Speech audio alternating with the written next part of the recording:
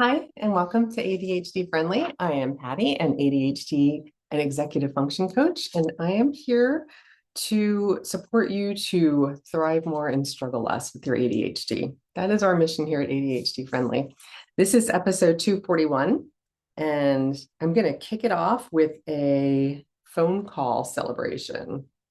Then I have a tip about how to support yourself this summer through ADHD friendly. More on that in a minute.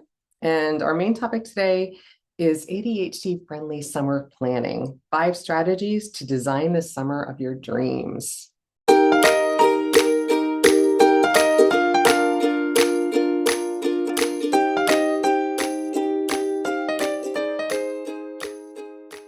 Can't believe it's June. All right, so let's start episode 241 with my celebration. I have shared in past episodes how a lot of us with ADHD brain wiring have some social skills challenges, some maybe even some social trepidation, anxiety, stress. And one of those is often linked to phone calls, something playfully termed telephonophobia, which it lightens the weight of the reality. I just like saying it, but the reality is it really can be difficult to make phone calls. All of the executive functions that are often impacted by ADHD can make it really difficult to hold in mind what you want to say, manage taking in information with what you wanted to have the outcome of the phone call be, tolerate boredom if you have to wait, unknown how long a phone call might take, anxiety or stress about forgetting what you were going to say or how you were going to say it. A lot of things come up when we think about phone calls, and I definitely struggle with phone calls. I'll do just about anything to avoid having to make a phone call to not to family, but to anybody that I don't know, whether it's like my cell phone provider, the internet company, doctor's appointment, anything. I don't want to make a phone call.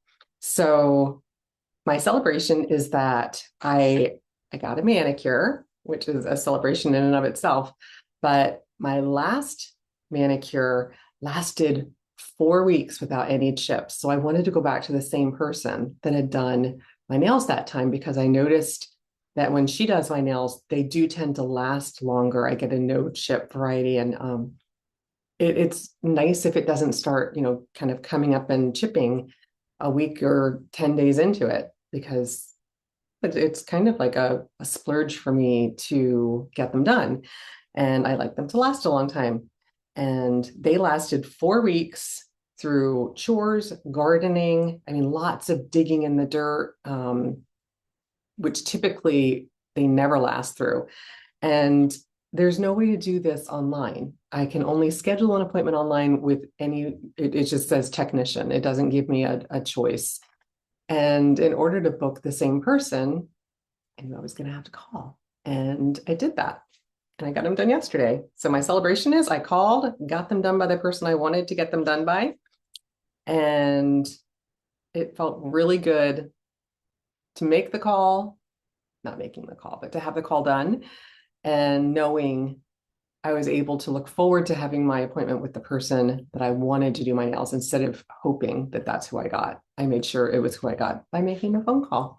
So that's definitely a win for me. If you want more on that, check out my episode on telephonophobia, where I have lots of strategies to help you make phone calls with more ease, understand why it's so hard to do that sometimes, so that you can have some strategies maybe to explore to make it easier for you too. All right. Now, I didn't purchase anything this week, but my product of the week and my tip of the week are the same. And that is to explore the ADHD-friendly membership to support you and your brain. As we move into these quote unquote lazy days of summer, a lot of us find that the changes in our routines, and often less structured routines, can feel really freeing. I remember when my kids were young enough to be in school. I didn't have to carpool. I didn't have to worry about homework every night for them. I didn't have to worry about packing lunches or making sure we had what we needed to get everything out of the house in the morning on time. And as freeing as that was, it was also fraught with challenges because our routines would just kind of fade away. Our sleep schedules would shift. Our habits were all interrupted. And it can get pretty easy to lose momentum when we ease into the summer relaxed, lazy days. And that's one of the reasons why ADHD Friendly is here, is to help offer sustainable structure and support that helps keep you moving forward without perfection or judgment. It's just meeting where you are so that we can build from there. So I just wanted to highlight inside the membership, our focus in the month of June is designing your ADHD friendly dream summer. So we have workshops and structure supported to help you do that. We're kicking it off around the webinar on Friday, all about designing your dream summer. We'll also have live workshops, and this is every month we have a theme, but the whole summer season is structured around building sustainable routines, helping you to anchor your days, exploring what ADHD friendly summertime looks like for you so that you can prioritize what you want most and give yourself permission to let go of things that aren't serving you. So together we'll explore flexible summer routines, planning for vacations, camps, just whatever schedule changes might be on the horizon. Staying connected to essentials without a rigid structure. I always call it the Goldilocks level. We want to hit that sweet spot for you so that it's not so unstructured you can't get anything done, but not so much structure that you get overwhelmed and can't get anything done. We need that sweet spot in the middle. We'll be creating an energizing and realistic summer and supporting future you while still enjoying the summer. So if you're looking for more support this summer, I'd love for you to join us at ADHD Friendly.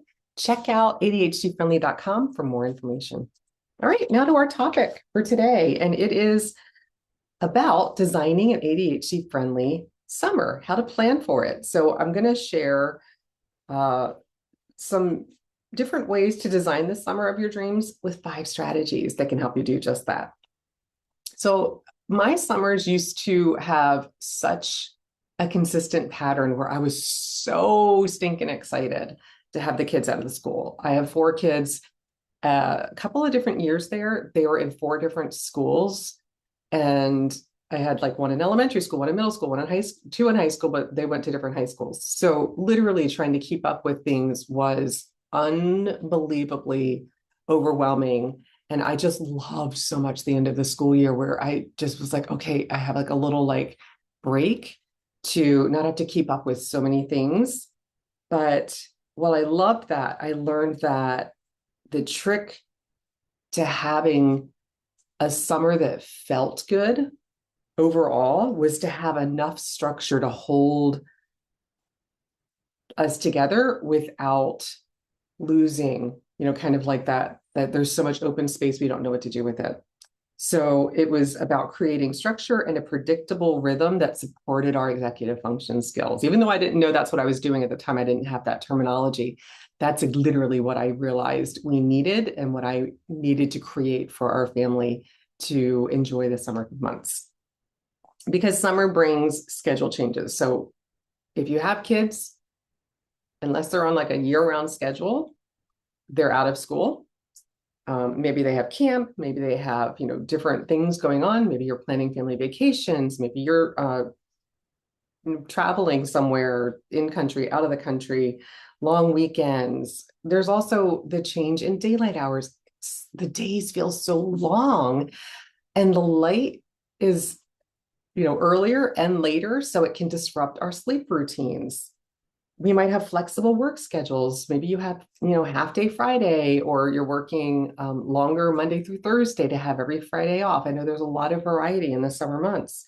We typically have more social gatherings because the weather is nicer. So we're getting out more and doing more things.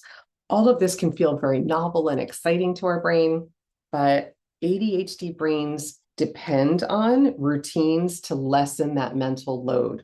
So if we don't have structure to plan, prioritize, and support ourselves, it creates some real challenges for us. So without that structure, we'll experience maybe losing track of what we're doing more easily, or we'll stay up too late, and then it's impacting our energy and our ability to focus, and it negatively impacts our executive functions if we're not getting the sleep we need. We might forget to take our medication because we're off of our typical schedule. We might spend impulsively. It's like, oh yeah, we're going to go here. That sounds like so much fun, without pausing and hitting the brakes to see, like, wait a minute, is that going to fit in our budget? Because when non-summertime routines are going, we fall into a structured routine. If summer's disrupting that, it can impact so many of these different areas. We might also overcommit our time. We might, kind of have that fear of missing out, where we're getting invited to things and it's like, yes, yes, yes, I want to do it all.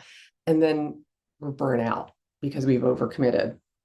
So open-ended time without structure can actually increase our procrastinating, because we just feel like, oh my gosh, there's so much time. I can do that another time. Or we can feel overwhelmed instead of relaxed, because it's just like, if there's so much time to do something, how do I pinpoint when, and how do I make myself start when it's, I've got all summer? So this is a chance to design this summer for you that's ADHD friendly for you, your brain, and anybody else that you are sharing your life with. So here are 5 strategies that I invite you to explore. As with anything I share, take what works for you, leave the rest behind. I want you to give yourself permission to notice what's sparkly for you, what feels like maybe the one thing that could help you to move from where you are into a summer that's more in line with what you want to get from it.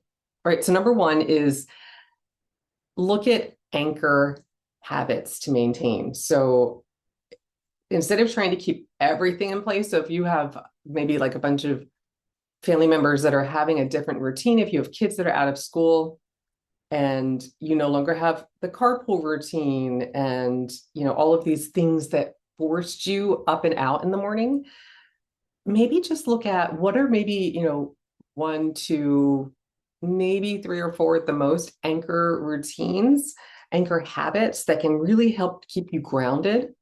It might be like, we're just going to wake up at the same time every day. So you're kind of honoring the wake up time, which will also support the go to bed time because you'll be tired.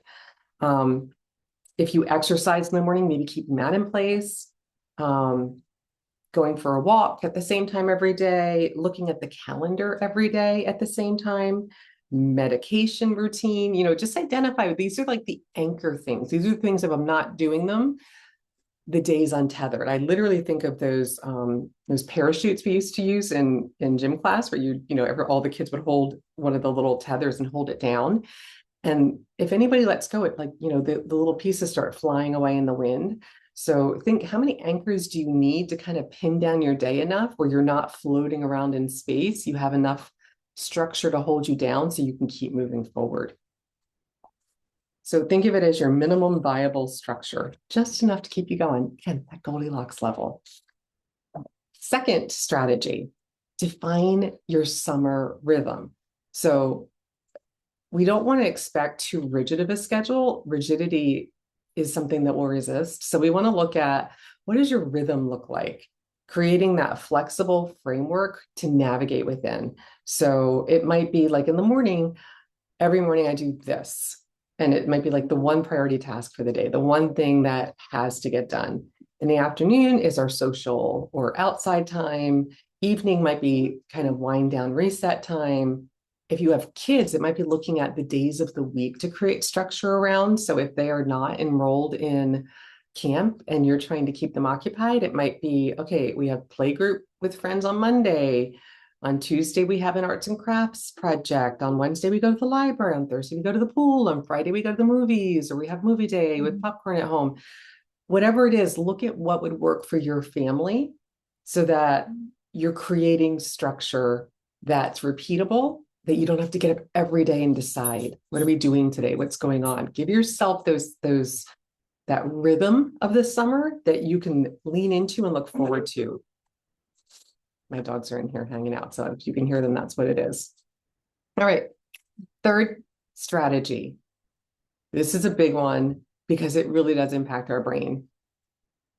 Protect your sleep routine. This is hard in the summertime because it does get light so early and it does stay light so late. Sleep disruptions worsen ADHD symptoms. This is true for everybody with ADHD, children and adults alike. So keep in mind that sleep routines are harder to maintain because of just more daylight. But also, if you're additionally off your regular routine because of the changes in the summertime. So explore ways to support your sleep routine so that you're protecting it. It might be having an evening wind down alarm, something that lets you know and reminds you, hey, it's 8 o'clock. You might want to start, brushing teeth, getting pajamas on, stories, even for yourself, like taking care of your sleep hygiene things so that you're setting yourself up to transition to sleep. You might want to have like a nighttime playlist or, something that again is kind of letting your mind know over time that you're repeating it, that it's now becoming time to get ready to go to sleep. Perhaps charging your phone in a different location or a different room so that it's not keeping you scrolling on it. Wake up at the same time. As I mentioned in our first strategy, getting up at the same time supports going to bed because you will be tired if you're consistently getting up, even if you stayed up late. It will eventually, hopefully, pull you into going to bed earlier because you'll be tired. Or maybe something like curtains, blinds, blackout, something that's going to make it darker in your room to make it easier to go to sleep. I used to do that for my kids because it was so late and they're going to bed at 8 o'clock at night when they were little and it was still so light outside. So I had to get curtains that made it darker in their room so they could fall asleep. My fourth strategy is to plan ahead for transitions. So look at the start and the end for like what are your camp schedules or what about vacation? Like what's going on that's changing in your schedule. Maybe your work schedule is different in the summertime. So if you have camp or vacations, travel, that kind of thing, it might be starting a packing list in advance. So you're planning ahead for a transition that's coming up so that it's less disruptive because you've done a little bit of that pre-planning. Create re-entry plans for when you come back. So if you've gone on a long weekend, leave a little note for your future self, a little transitional step that gets you back into your routine to make it easier when you return from a vacation, long weekend, anything. Leave visual prompts for yourself. So it might be little Post-its reminding you what the next thing is to do when you come back. And then remember, schedule ahead for pets. This is the thing that I literally have as part of my vacation planning list that I go back to and I print whenever I'm getting ready to go somewhere to remind me to check ahead for my pets to see, am I needing to schedule a reservation for them to be boarded, make sure that I have any medications that they need, if they need to get any vaccinations before we go, that I have a chance to do that because I give myself enough advanced time to take care of it. And then my fifth and final strategy is to design around your actual energy, not your ideal energy, not your perfect, you're kind of like imagining your perfect amount in the future. Plan for realistic, not fantasy energy. Avoid planning a perfect summer with tons of goals, activities, projects, tasks. Aim for a sustainable pace. Focus on your priorities. Think about what do I want most this summer, not what's everything I can fit in to my summer. Remember, it's about creating enough structure to support a summer that you actually want and it's ADHD friendly, so you can enjoy it. All right, now we are at the end where I share my book of the week. This was a book that I found on NetGalley, and I want to thank NetGalley and the publisher for an advance copy. It had an interesting title, and it's about the history of queer bookshops. And the title grabbed me, How Queer Bookshops Changed the World. And this is by A.J. West. So in this book, West traces the evolution of queer bookshops and reveals how they offered support and championed the LGBTQ plus rights, from Shakespeare and Company in Paris to the Oscar Wilde Memorial Bookshop in New York. The booksellers in this, highlighted in this book, sold books that others wouldn't, and through that process, they created a community. I found this fascinating, led me into a deep dive of Oscar Wilde, who I only knew his name, but I did not know that he was a gay man who had gone through horrific experiences. And so now I'm trying to find, there's a movie about his life. And now I'm like, oh my gosh, I want to see this. So I love books that open up new windows of learning to me. So this was a book I gave a 4 out of 5. Really enjoyed it. It comes out on June 9th. So you can advance order it, and you don't have to wait a week. So there you have it. This week's quote of the week is from one of my favorite, from Charles Schulz, Snoopy. Snoopy says, "There is no sense in doing a lot of barking if you really don't have anything to say." It's wise beyond his time, for a dog especially. All right, that's it for episode 241. Until next time, tally ho.